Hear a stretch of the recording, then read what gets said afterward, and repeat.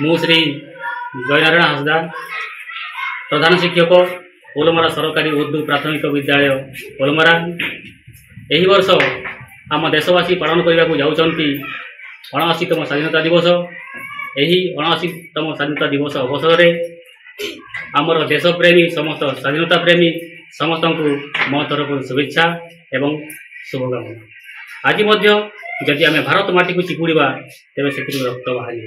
यही रक्त केवल आम वीर शहीद मान भारत माता जिते बड़े क्रूर विदेशी इंग्रेज मान शासन में अतिष्ठ हो जंत्रणा छटपट होते सेतेबेले यही वीर योद्धा माने आम भारत माता को स्वाधीन देते एवं आमे वर्तमान स्वाधीनता लाभ करूँ। स्वाधीनता हूँ आमर जन्मगत अधिकार। स्वाधीनतार मर्म को बजाय रखा हूँ आमर कर्तव्य।